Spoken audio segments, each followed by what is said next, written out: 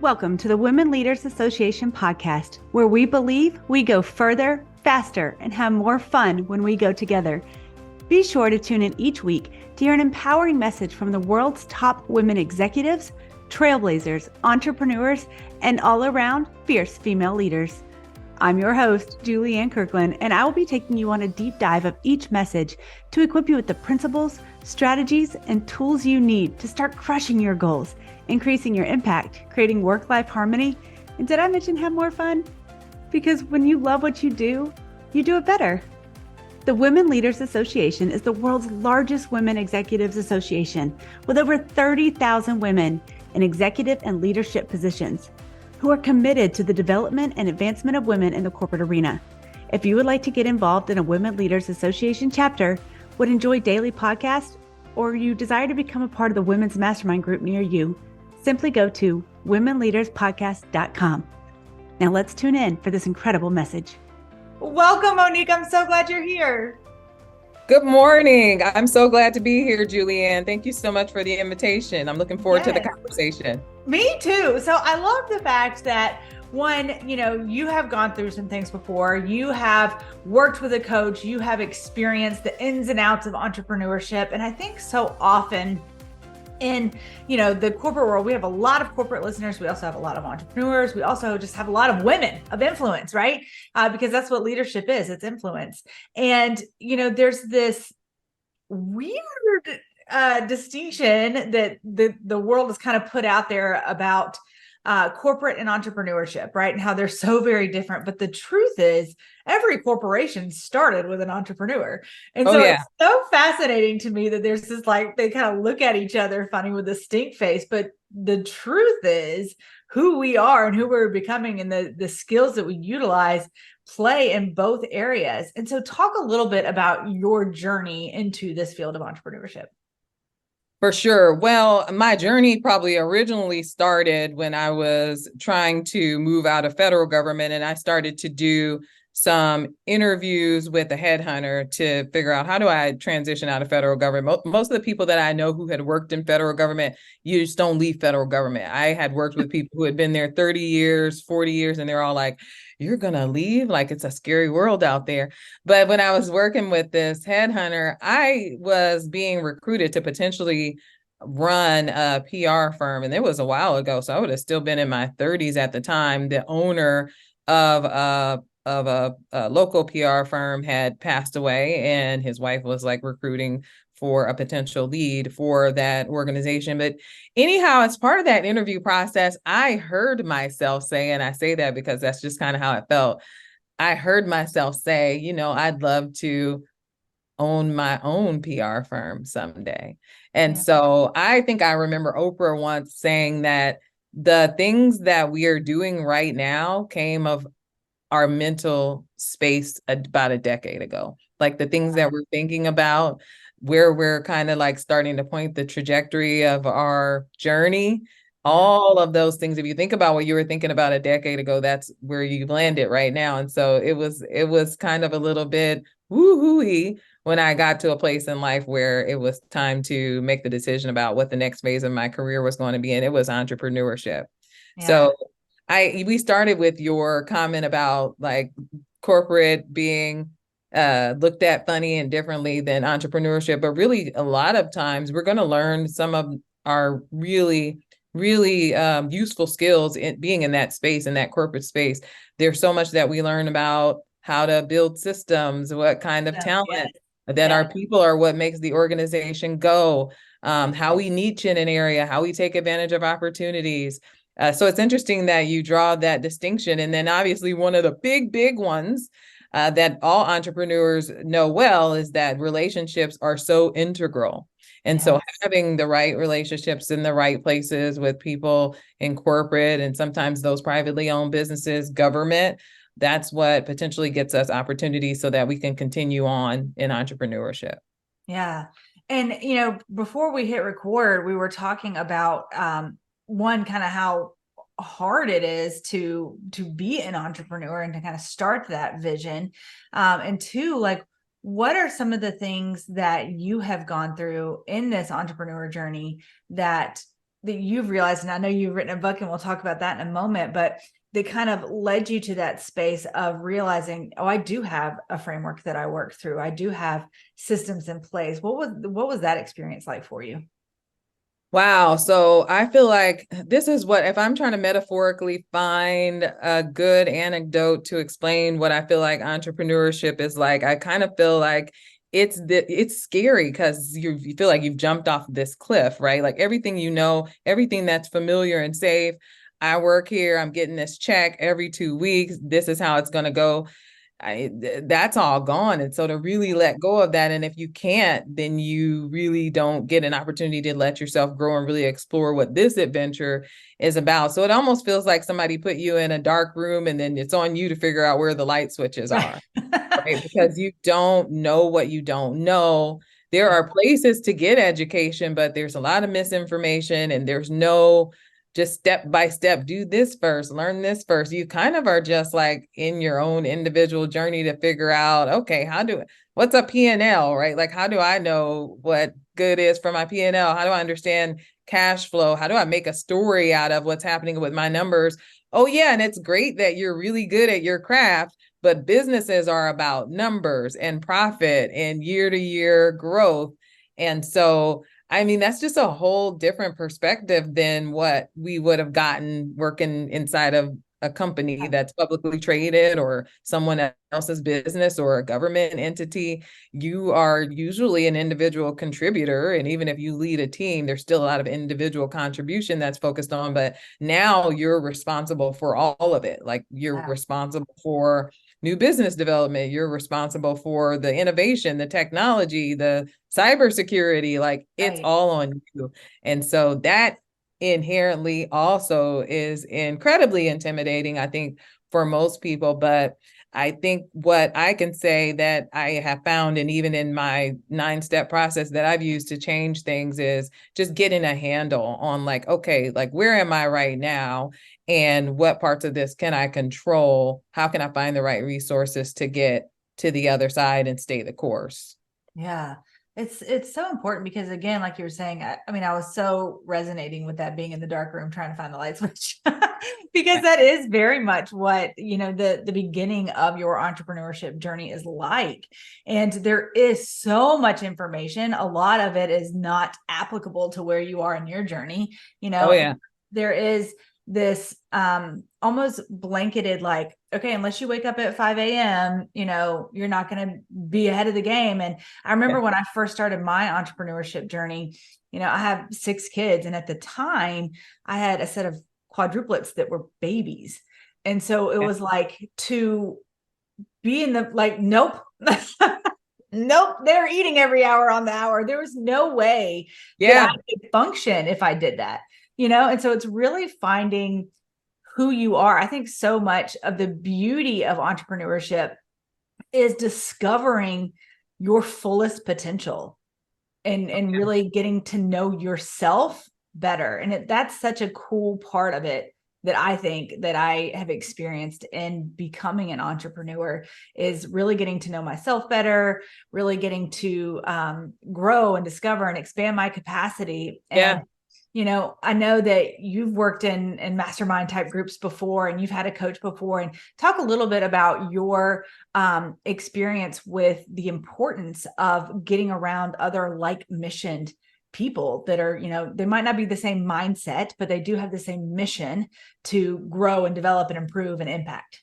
Oh my gosh, it's invaluable. Yes. And so I think sometimes people make the mistake of thinking they can do it all in a vacuum, right? There's an adage that is something along the lines of, if you want to go fast, go alone. If you want to go far, go together. And you find out very quickly, especially if you're a startup and you think, oh yeah, I can do all this. I'm going to do all the work. And then very quickly you realize it's impossible. You've got to attract the right people to your team who buy into what your vision is and who get excited about what it is that you're going to be able to deliver for your clients or customers. But being able to be around other business-minded people, other people who are wanting to be able to tap places in their potential that they wouldn't otherwise be able to if they were just kind of on a conventional path of life, it's refreshing because you get to take advantage of some of those different perspectives. I'm still in a couple of mastermind oriented kinds of like business groups that have accountability aspects to them that are they light a fire under me to keep staying on, what did I say I was going to seek out to do this year, this month, this quarter, because we have a tendency to, it's just lists at some point, right? Without like having a peer accountability partner that's like, you said you were going to deliver this much in contracts on this date. What have you done? What have you done to get there? Tell me about it. Like, how hard are you really trying? And then the other piece that I found invaluable with my life career coach in that cohort was having a squad, right? Like, because I feel like entrepreneurship is not for the faint of heart. It's not for everybody. Like, again, the safety of just being in a space where you have more predictability about when your resources are coming and where they're coming from. There's a lot to be said about that. And so being in a space with other people who can cheer you on, or you can bounce an idea off of, or issue process it, you also learn from their journeys and their experiences, information that you may not need right now, but you will remember a story. And it's not like they're telling you should do this or that, but somebody who has been there and you have people to call on. And so I certainly would encourage anybody who is in the midst of this journey to make sure they have other like-minded people to be around. They have access to masterminds and they have a squad, because you're going to have those high points and then you're going to have those low points. And you maybe sometimes even run into those scary points where you don't know if this is going to close. And what does that mean about where you're going to get your resources from to stay alive? You have one time to run out of cash in a business, and then you got to figure that out, right? Like either you're closing the doors or you got to do that temporarily, but making sure that you stay in the game I think those are some of the pieces to that puzzle that make it work. Absolutely. So what's been like your greatest success, your favorite moment, the part that you enjoy most about what you get to do?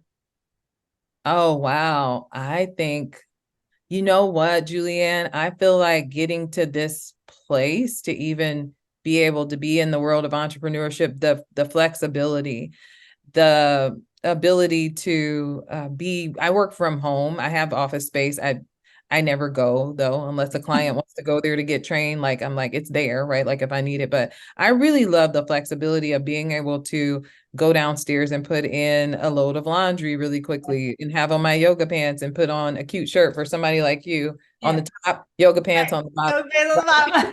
So like tonight I have a big awards program that I'm got a lead for Public Relations Society of America Nebraska chapter. So I'll have to get dressed tonight.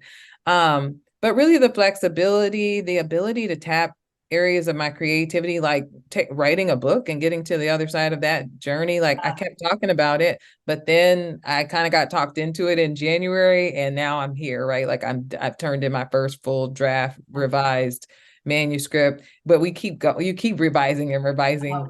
My drop dead pencils down date is December 21. So I'm going to keep playing with it, but I don't know that I would have been able to get that done if I would have been like under the pressures of being inside of a corporation, which is for me was really fast paced, and my days were eaten up with back-to-back meetings all the time. Then I would work on the productivity part at night.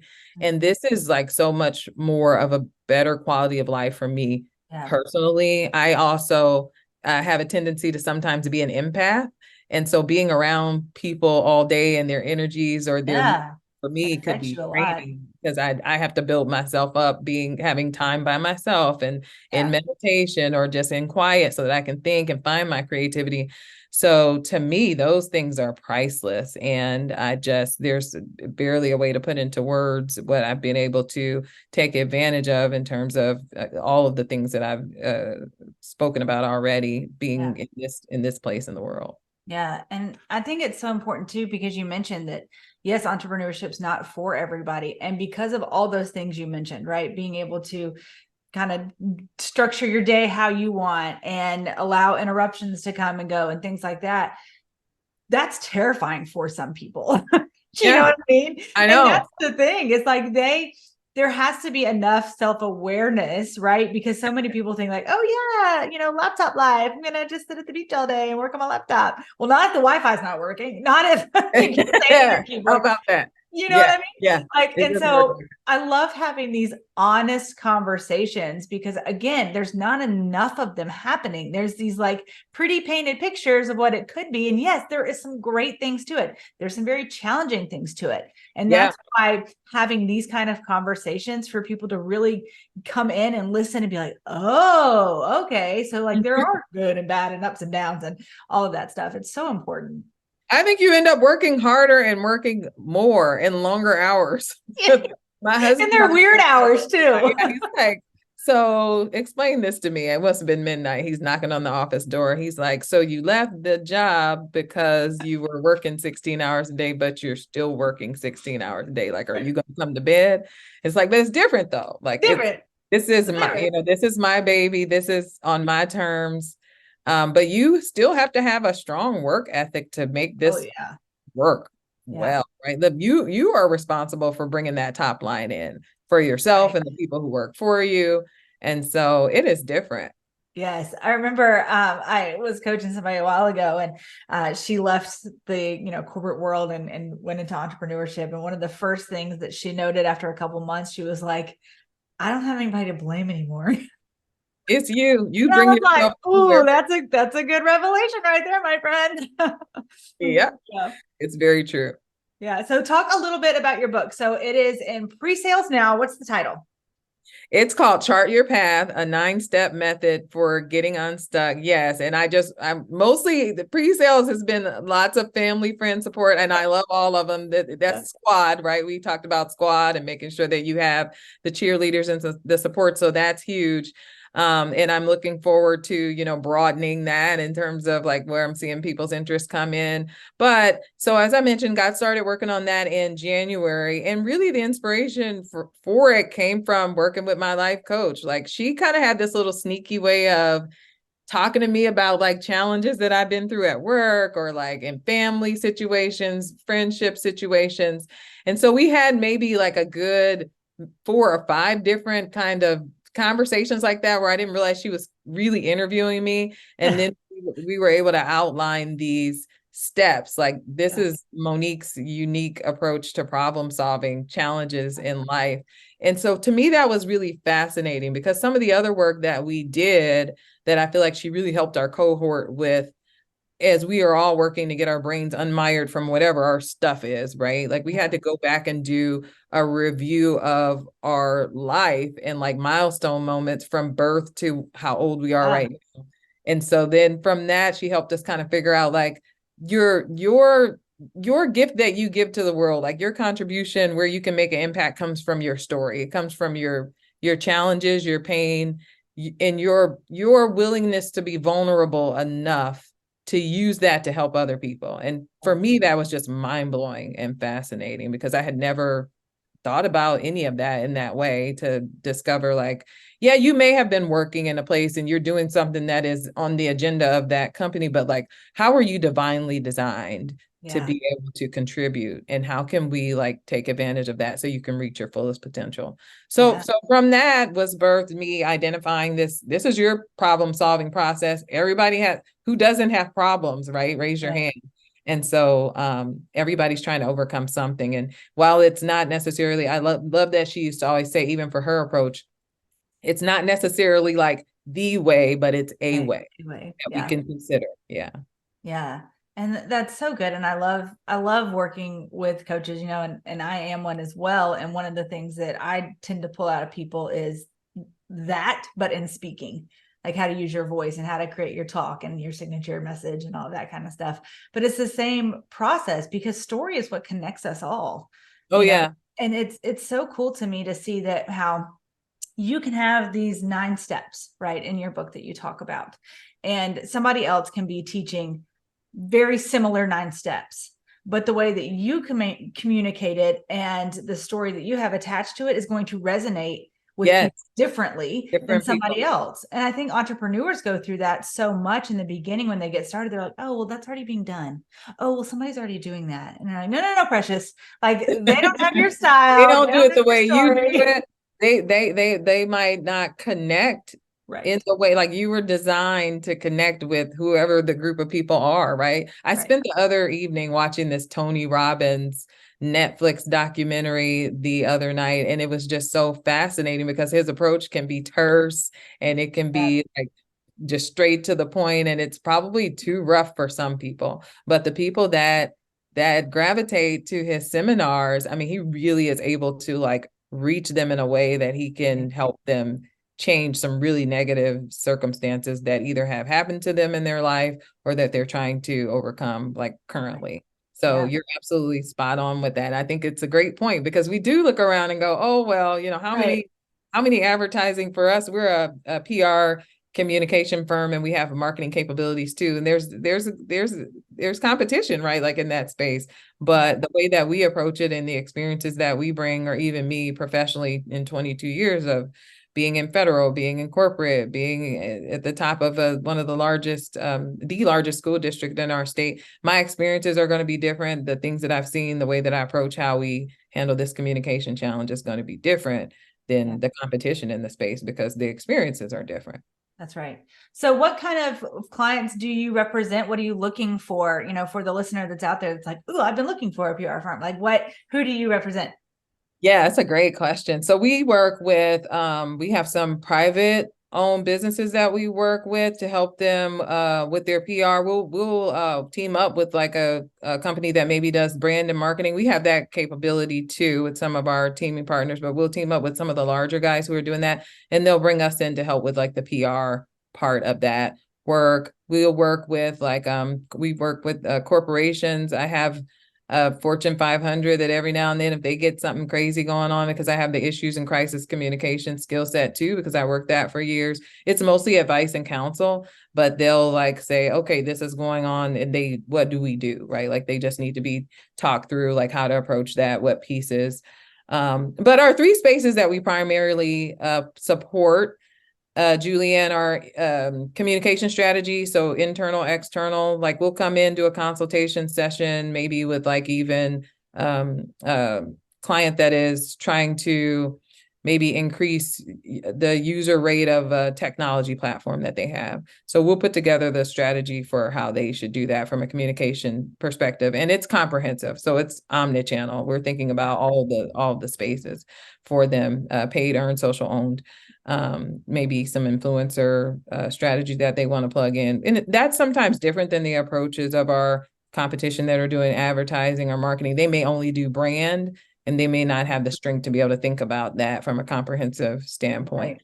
Right. So we have 2 accredited public relation professionals on the team right now. And I love that because we're trained to think about communication comprehensively like that, from research to planning to implementation to how we're going to measure whether we were successful or not, and then relooping that cycle. The second space is media training. Love media training clients. We get the opportunity to media train CEOs and their entire leadership team so that their on-camera presence is tight and they're ready. They know how to navigate a difficult interview. They see themselves on camera. They can critique themselves.